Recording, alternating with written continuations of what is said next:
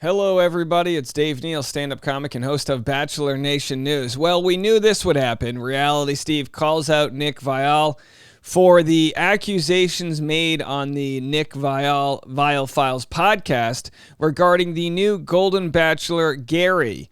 We're going to get into this full story right now, everything Nick said, and also take a rewind and go back through their feud. It all started years ago when Reality Steve essentially spoiled Nick's season. Nick was on the cell phone in an airplane telling his parents what went down after the fantasy suites or hometowns or whatever, and a fan took that video and sent it to Reality Steve. Since then, it's been a full-out melee, a brawl of adult men in the Bachelor franchise. And I know what people think. This show, I mean, there are just certain time periods where there isn't much to talk about, and then somebody like Nick will come along and say something or do something absolutely absurd, and it completely reinvents the franchise. And that's exactly where we are right now. So I'm going to get to what Reality Steve had to say regarding his response to Nick's hypocrisy. And boy, he doesn't mince his words. Let's get into it right now. Do me a favor, follow me on Instagram at DNeals, patreon.com/Dave Neal for behind-the-scenes bonus content. And every afternoon, Bachelor Rush Hour, the hit podcast. Maybe we'll see if Reality Steve will jump on today's episode. We'll have to see if he's got the time in between his eviscerating. Look, this is his fastball. This is the Pedro Martinez 1999 All-Star Game fastball. Did I have the right year? Either way, the point is he's throwing 95 down the middle and you can't touch it. This is what he does best. Let's have a listen. Holy shit.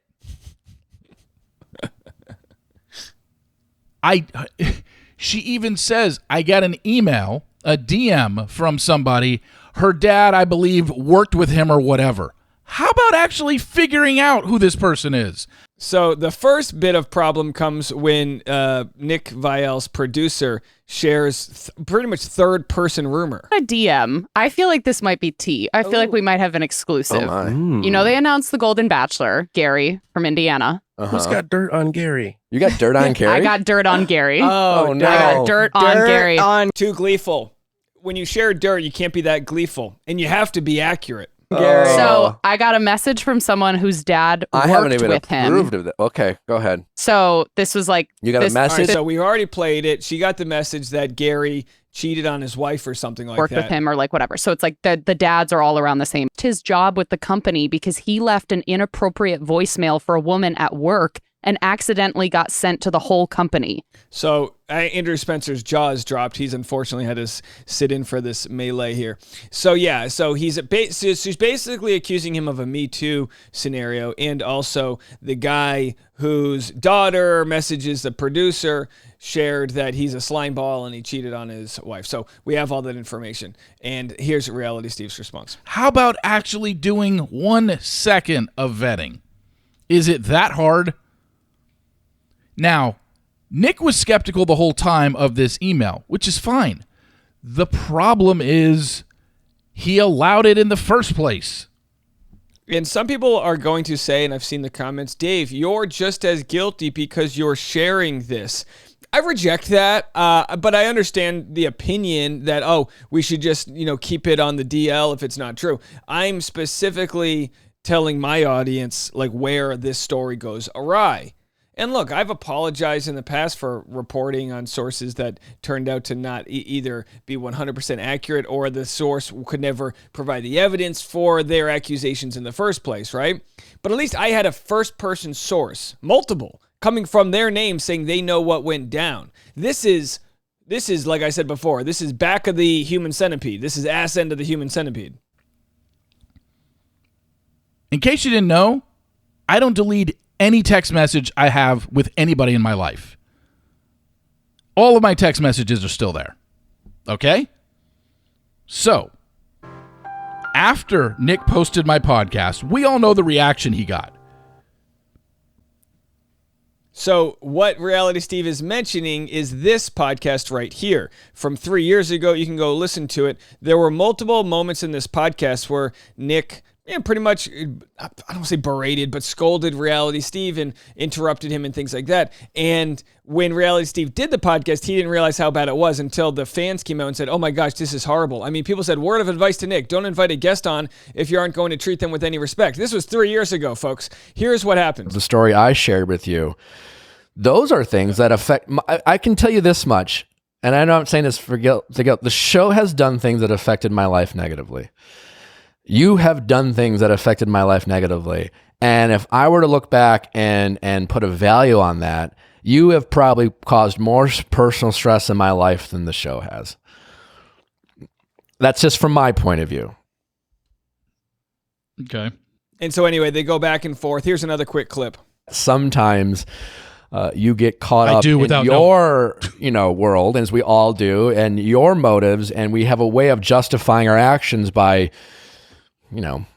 we convince ourselves that what we're doing is right and righteous and okay, especially when, we're criticizing other people's. And sometimes that criticism is the same criticism other people can say about us, is kind of my point. So anyway, they go back and forth. It's not pretty. It's just, two grown men sort of like airing their grievances. Nick basically not liking Reality Steve's business model, which was to expose reality contestants and things like that. Of course, Reality Steve has talked about he's changed his ways and he vets his sources better and these types of things. So clearly Nick understands the damage that can be done from airing things like this out. Okay, so now we go to Reality Steve. A lot of my fans, a lot of people that listen to that podcast were all over Nick, giving him a bunch of 1-star reviews and saying that was terrible the way you handled things, which I agree with. So I think what's funny is this is the first text that Nick sent me after the podcast posted July 14th, 2020. Oh my God. 10:02 a.m. Haha. It's amazing how diehard some of your fans are. Hope you enjoyed it. Gave your podcast a tease at the end. And then I wrote, because at that time, I was seeing the response of how bad it was. And I've told you numerous times, when I recorded it, because I've done so many interviews, I just didn't think anything of it. And then when I listened to it back, I was like, wow, that was horrible. So I wrote... And by the way, Nick did make another statement on the podcast after that one saying, you know what, I was probably too close to the story and I took a lot of things personally. I'm trying to digest all of it and what I've been getting in response. I definitely have some thoughts and we'll address those on Thursday, but it'll be pretty much what I said Sunday with Ashley, which is you and I are just not going to see eye to eye on certain topics in this franchise. But now that they've heard the podcast, I can actually talk about those topics. And he wrote this in return. I'm assuming you're referring to our difference of opinion about the show. I just hope in the end, whatever you think of the show, you see how your actions can have a great impact on people's lives. So you really need to be careful about sharing your bias. As you can see, people really listen to you. How about you take your own advice, Nick? Later on in that text conversation, he brought up the Jenna story, something that I have told you for years was the biggest regret I have as Reality Steve. And that story was basically this contestant was outed as being a cheater by Reality Steve because of text messages that turned out to be fabricated from a deranged fan who was trying to get them broken up. It's the worst reporting I've ever did. I've never hidden from it. But at least, as bad as that was, you did try to vet it. You did call the person. You were pretty much duped, which is different than sort of getting a DM that someone you went to the distance. You just didn't have the wherewithal to understand you were the patsy in the situation. Do I have that right? I've owned it. I deleted everything. Had Jenna on the podcast. You know the story.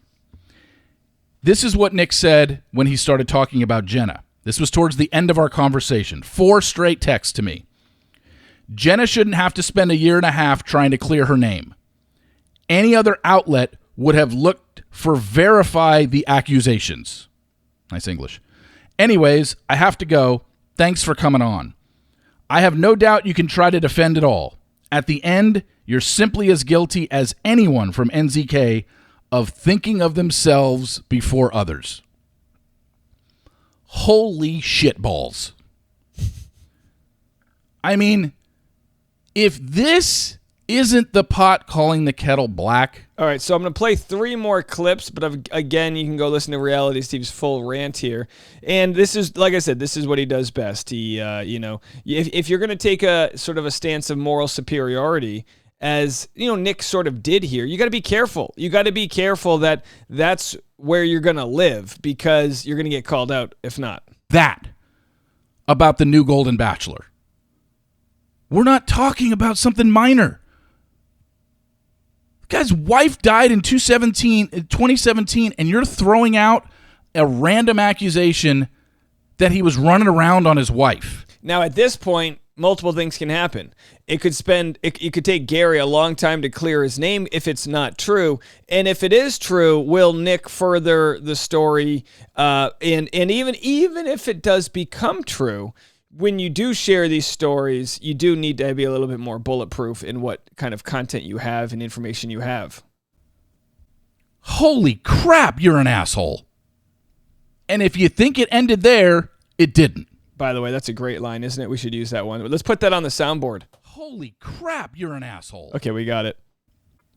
Then Nick goes on to say that because now he's basically, even though he might not believe it and he was being skeptical about that DM, he then basically adds to the story by speculating now that maybe because his wife was sick in 2017, she couldn't perform in bed. Okay, so then we go to the other parts of the after the tea was released speculation, which of course at that point it's just like, it's just one thing after another. And 2 more clips here. Let's say she actually did vet. She didn't vet it, but let's say this was vetted and all true. Did it need to be told? For everything this guy has gone after me for everything he accused me for in the past, which ultimately led to a change in my behavior and how I cover the show, for him to go do the exact same thing, and even if this was true, to report something like that and joke about it like that, it's laughable now. Now, I think the term is steelman Nick Viall over here. You start to wonder, is it that hard to know when you've crossed the line? Well, the truth is, it can be. It's a salacious game, folks.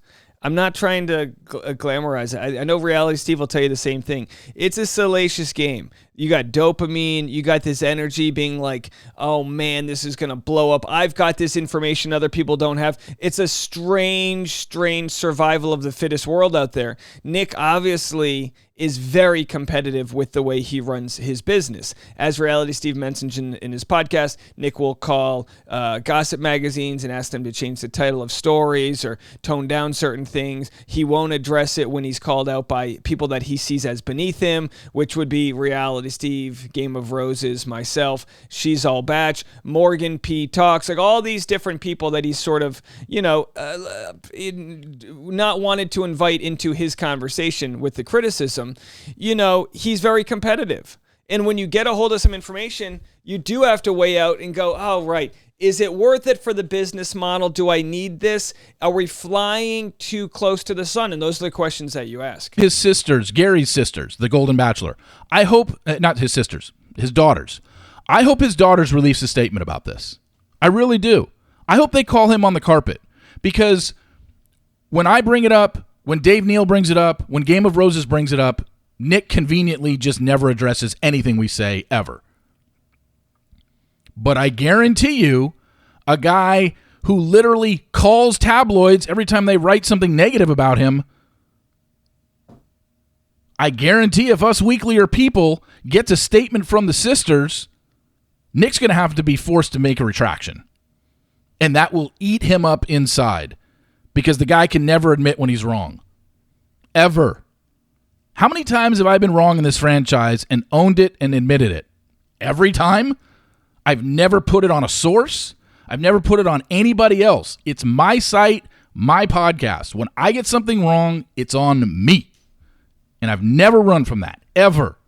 This guy can't even say, man, you know what? I shouldn't have said that. That was kind of rude. And we'll have to see how it all plays out. Go check out Reality Steve's full evisceration, is that a word, of the Nick Viall tea that was spilled. People can be fair and respectful with whatever they think regarding this matter. But I got to tell you, and again, I've had people block me and get upset with me over this. I found out recently I was blocked by a Bachelor account because I agreed with Steve in that he has become the most formidable and reliable journalist in the Bachelor world.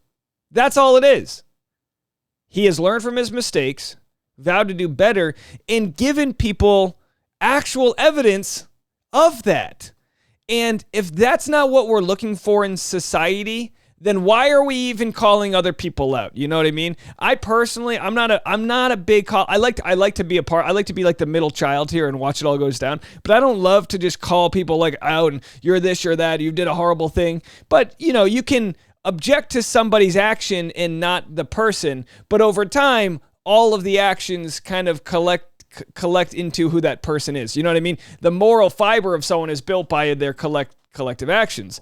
And what we're seeing here is justice is leaning to the side of Reality Steve with the way that he's sort of owned up and moved on and become a better version of himself. Will Nick do the same?